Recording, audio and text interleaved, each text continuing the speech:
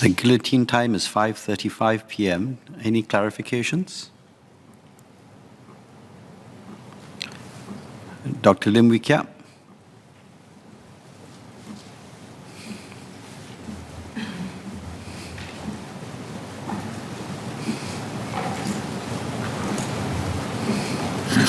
Chairman, I thank the ministers for showing the healthier way forward.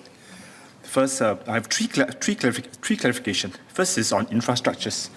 Over the next 10 years, will there be new hospitals be built? Just as the last 10 years that you have just painted. So if there's going to be new hospitals, how about the private sector-wise? Will there be new private hospitals as well? So that's something I'd like to know. Number two, since we need more medical manpower from that itself, will current medical school enrollment numbers increase? In the sense that there are many Singaporeans who aspire to study medicine, but just because they can't get into our local medical schools, many of the parents have to spend lots of money to send it overseas. So will that be expanded? Then number three, regarding the 3M plus S framework, I agree with you that that is the bedrock of current healthcare financing now. But as healthcare goes up itself, how will this structure change? When was the last time we reviewed this framework? Will we review this again? Thank you. Minister Ong. Okay, let me talk about S plus 3M, and I'll invite SMS Janil to talk about new hospitals and manpower. I think you are right to describe that it is a bedrock, and it is also very robust, designed and evolved over the years. And I take you through the process of subsidy, insurance, remaining use, your own savings in Medisave, which is also contributed by your employers, and then for those who low income, Medifund.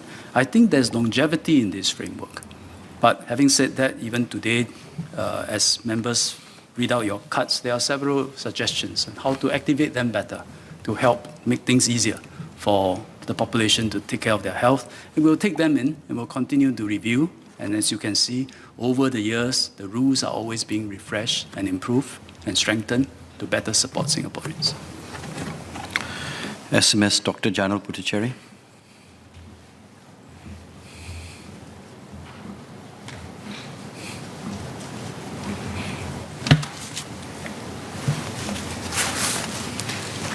Sir, thank Dr. Lim Wee Kiat for his questions. He asked about whether there would be further hospitals, further healthcare capacity. We watched the issue of healthcare capacity quite closely. And as Minister laid out, the key thing that we want to achieve going forward is better utilization of the healthcare capacity that we have, and integration into the community facilities that we have, and where care can be sited outside of the hospital if possible.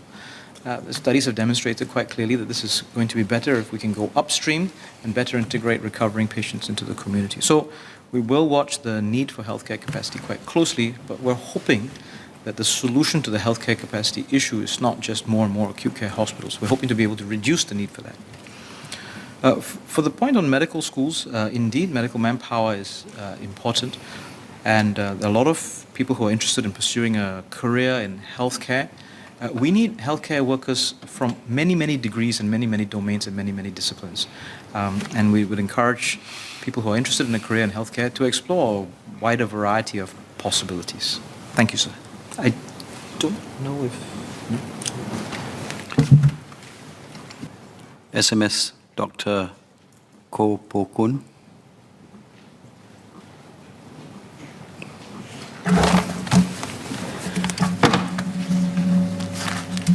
Thank you, Mr. Chairman. I'll just add on a couple of points about the possibility of increasing medical school intake.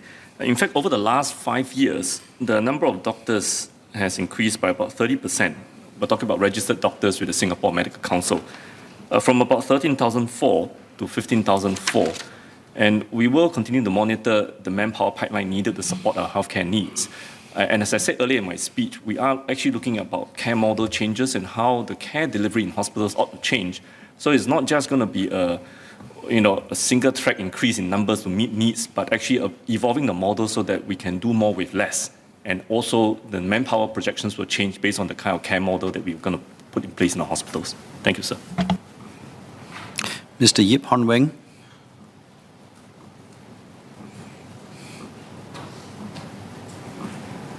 Chairman, I welcome the Healthier SG plan and working closer with GPs. I have two clarifications. First, how will MOH measure the outcomes of success under this plan, especially since some of the interventions for seniors involve not so much medical care, but rather social prescribing like exercise, activities, etc., and also working with social care agencies. Second, under this plan, how do we encourage GPs to, will we encourage GPs to work together to share resources and for better demand aggregation to serve residents better? Thank you. Minister Ong. Thank you. Yes, we will have to measure the outcomes of success. I mentioned earlier that we are moving to a capitation model. And along with the funding model, there will have to be a set of KPIs. And these will have to be outcome KPIs. I mentioned some of them, such as prevalence of chronic illnesses, as well as the driving factors that lead to these outcomes, such as readmission and various clinical effectiveness, cost effectiveness of treatments, for example. I can tell you as of now in MOH, we have developed such a long list of KPIs, we need to whittle it down to a more manageable set. And in time, I think we can share them. As to your second question, whether GPs are encouraged to work together, answer is yes, because a third of our GPs are now already in PCNs. And that is a very important resource and very important starting point to bring them into Healthier SG. Dr. Shahira Abdullah.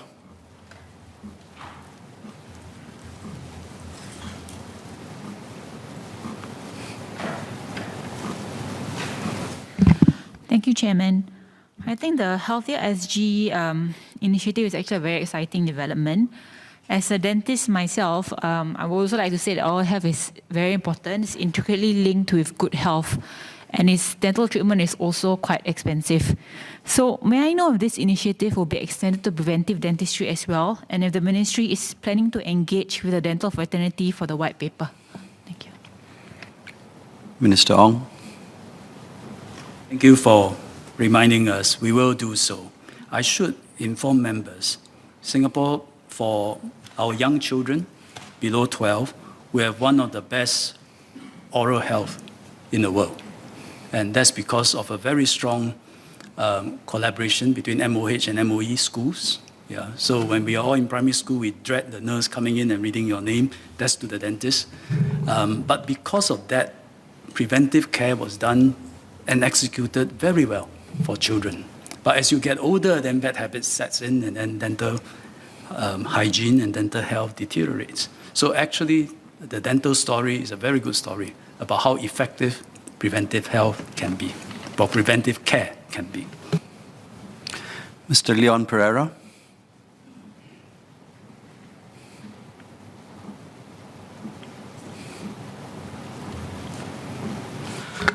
Thank you, Mr. Chairman. Just two clarifications. The first one to Minister Ong.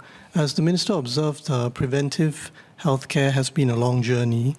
HPB was founded in 2001. We've been spending, I think, about 300 million a year for quite some time. But over the last 10 years, I think the outcomes for chronic conditions seem to have not done very well, and perhaps even gone in the opposite direction. I noted in my adjournment motion speech on preventive healthcare that the proportion of older adults with 3 or more chronic conditions almost doubled between 2009 and 2017. I think the Minister and others have also elaborated on some other sort of data points. So my question is, will the Ministry sort of reflect deeply and perhaps audit all the efforts that have gone into preventive healthcare in the last 10, 20 years to sort of find out why there has been this disconnect between the investment and the efforts and the kind of outcomes that we have seen in the last 10 years on chronic conditions, and will that be factored into the preventive healthcare plan going forward? My second clarification is to SMS Dr. Koh. It's a more narrow one. I just wanted to confirm what he said on the COVID healthcare award for cleaners.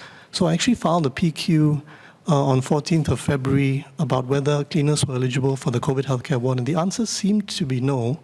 It didn't exactly say no, but it didn't say yes, and it said there are other schemes for cleaners.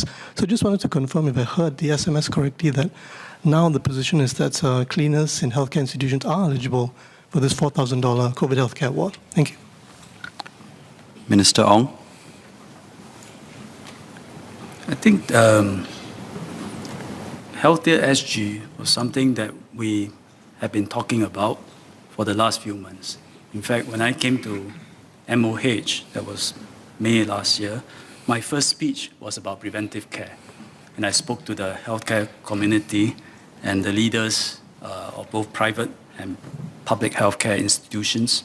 From then on, we've been talking about Healthier SG and consulting many people. So actually what I announced today in the healthcare sector is not a secret, except the name Healthier SG, we thought about it a few weeks ago, but that capitation model, IT system, preventive care, enrollment process is something we've been talking about.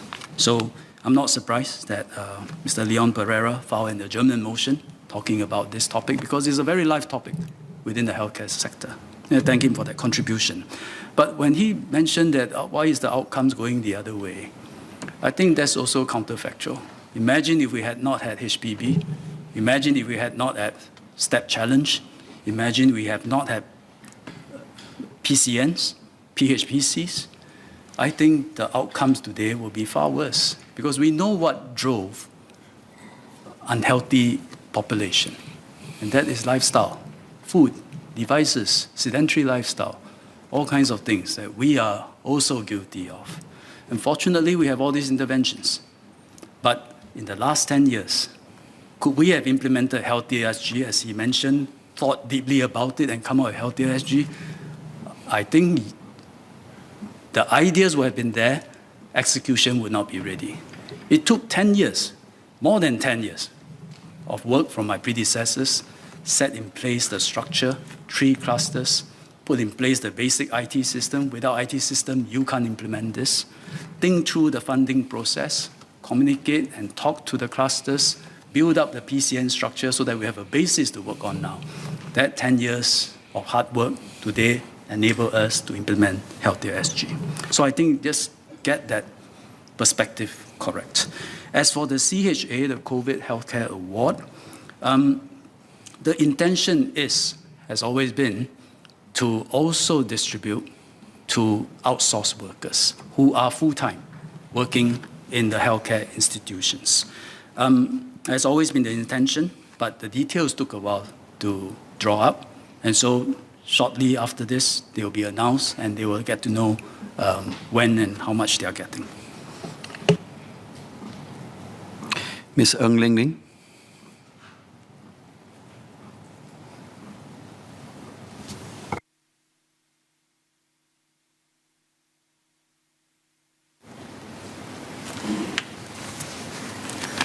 I thank the Minister for sharing about the Healthier SG initiative.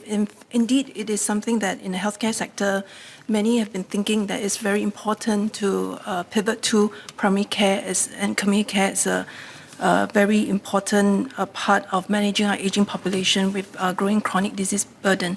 I have 2 clarifications. I know there will be more consultation and a white paper later on, but I hear Minister mention the National Health SG Enrollment Program are likely through the 3 clusters. I'm wondering for residents who may have GPs that they have been seeing that's outside the cluster, would they be allowed to choose and would they still get the potential incentives?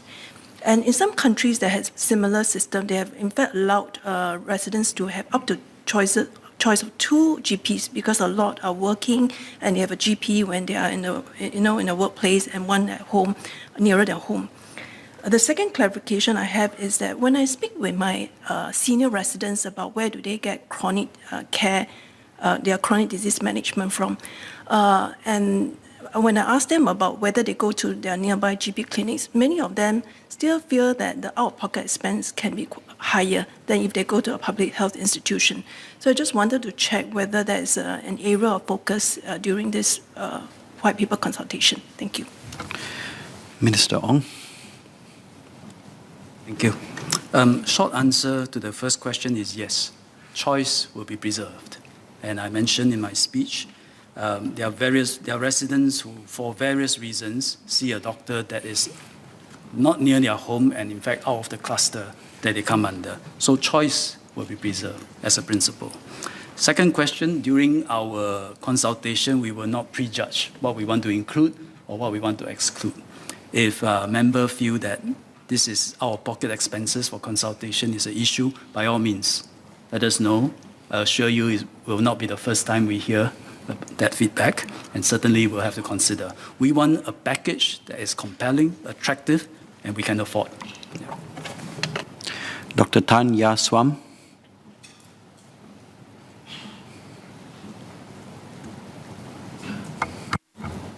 Yes, thank you. I want to thank SMS Dr. Koh for the reply that MOH will monitor the situation of TPAs, but I have done research and I'm sure that in 2016, Mr. Desmond Chu raised a PQ, and the reply then by Mr. Chee Hon Tat was that MOH will monitor the situation regarding TPA. So in these 5 to 6 years, what have we understood about the situation? May I ask for more proactive review, including consultation of the professional bodies, so that we can at least better define the problem? Thank you. SMS Dr. Koh.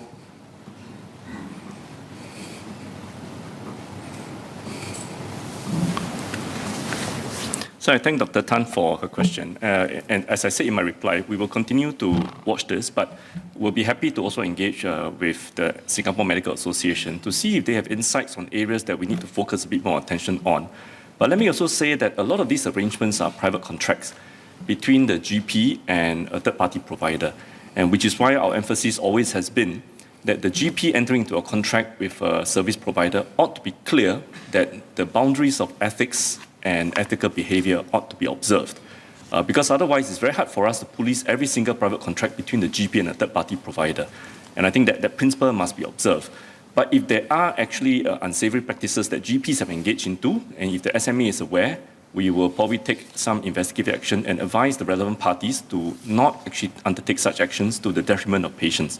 And as we evolve the primary healthcare landscape based on Healthier SG, some of these arrangements between GPs and perhaps third-party service providers like TPAs may also need to be relooked as well and see how they play a role, or in fact how they should reshape themselves in the larger landscape of primary care changes. Thank you, sir. We still have some time before the guillotine time of 5:35. Are there any more clarifications from members? Yes, Mr. Leong Man Wai.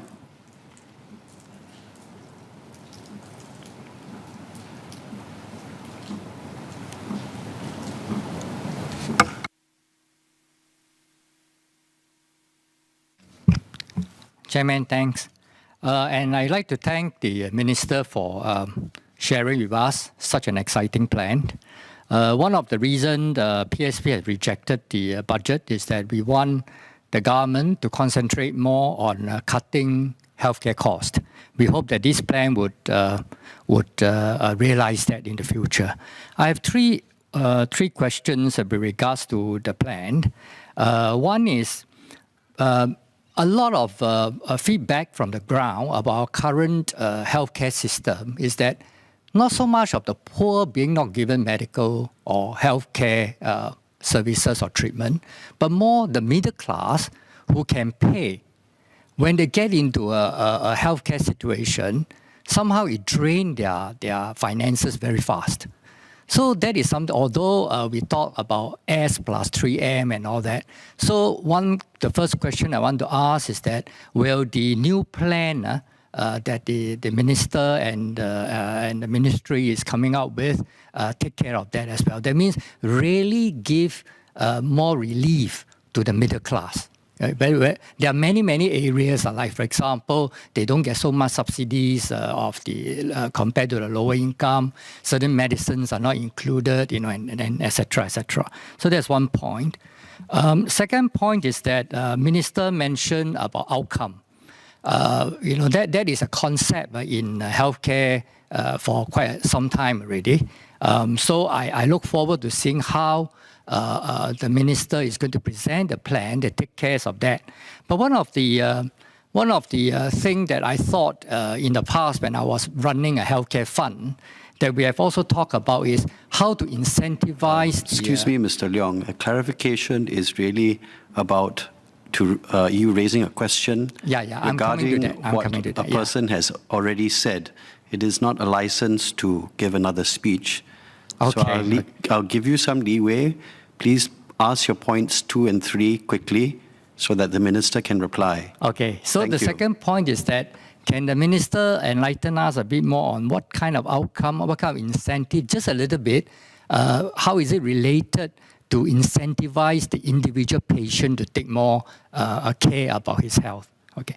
The third point is that healthcare is a very resource-intensive thing.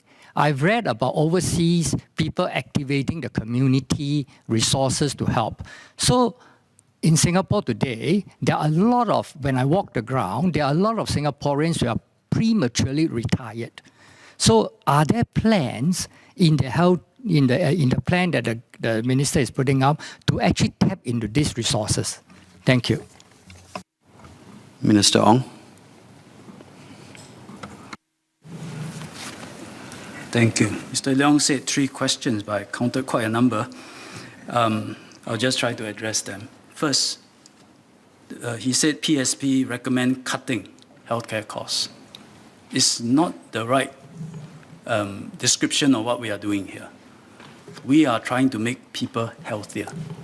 By making people healthier, less likely you get chronic diseases, healthcare costs can be moderated. It will still increase due to aging, but we can moderate the increase. But we are not cutting healthcare costs per se. Yeah. When treatments, operations, surgeries are required, it will be given. Middle class, how are we helping them take care?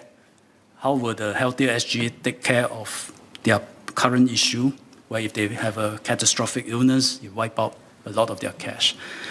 I think what we are doing, we are all responsible for our own health, and in some sense, our own finances too.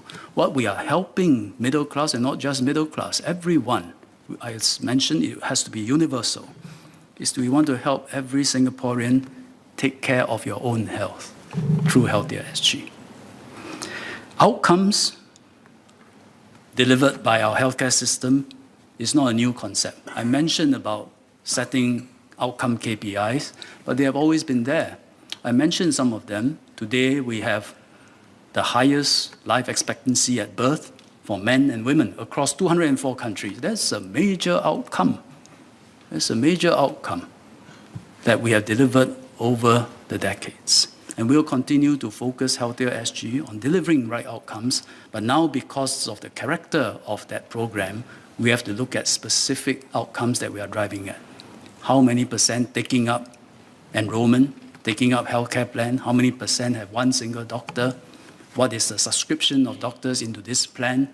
How many doctors are into our IT system, national IT system, because that is essential. So some of these driving outcomes, drivers have to be captured as well. Mr. Leong also mentioned incentive. I think I've answered that in my speech, which is we will have a consultation. We'll put in the package. We'll describe the package in the white paper to be tabled in this House later. I think I've answered all his questions. If there are no further clarifications, may I invite Dr. Tan Wu Meng, if you would like to withdraw your amendment.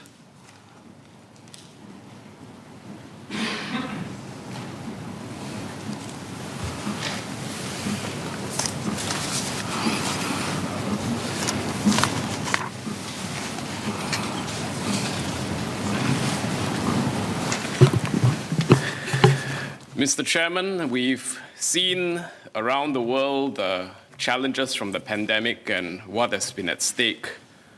What has happened to those healthcare systems that broke under the pressure, and thankfully we did not. And some of this is through the policies and effort of the MOH team, the civil servants, the DMS, everyone working, policies that lay the groundwork for healthcare workers to be able to do their best as far as possible. The Healthier SG announcement is significant and will be an important part of the next bound for Singapore healthcare. It will shape us a generation from now.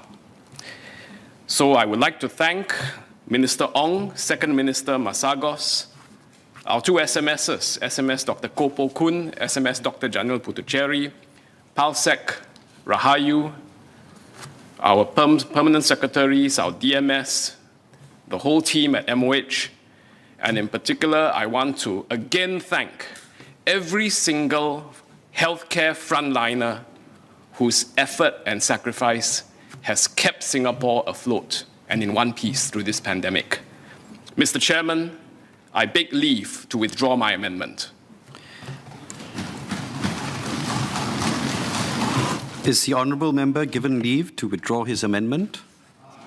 I think leave of the majority is given. The amendment is withdrawn. The question is that the sum of $17,840,315,300 for head O stand part of the main estimates. As many as are of the opinion say aye. To the contrary say no. I think the ayes have it. The ayes have it. The question is that the sum of $1,447,569,700 for head O stand part of the development estimates. As many as are of the opinion say aye. To the contrary say no. I think the ayes have it. The ayes have it.